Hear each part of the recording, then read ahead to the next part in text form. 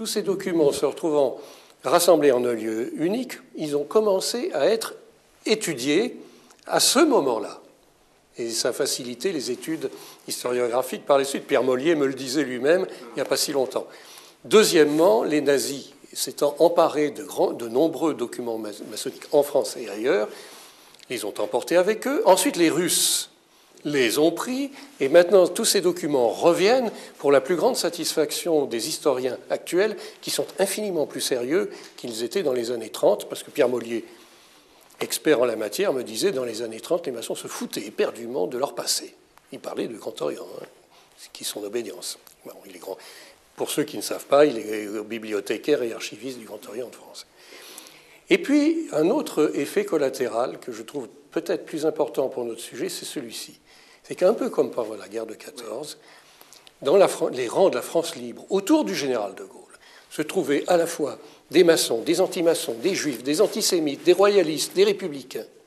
Et il y a eu cette espèce d'osmose, de nouveau, de l'union nationale au sein de la France libre, des communistes aux royalistes.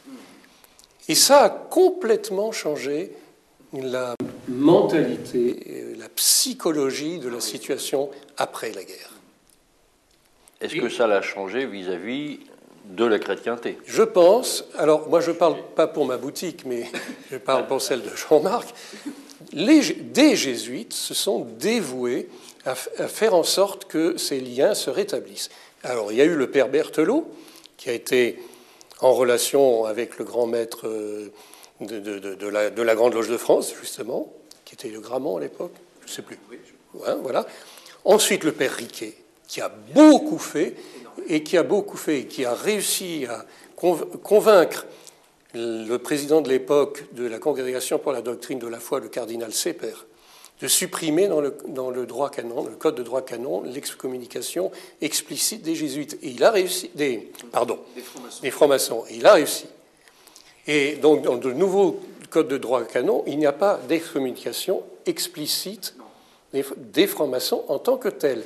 Mais, et alors c'est là que la casuistique intervient, voilà, ils peuvent assister à la liturgie, mais sans avoir le droit de communier. Alors, ils sont excommuniés sans l'être tout en l'étant.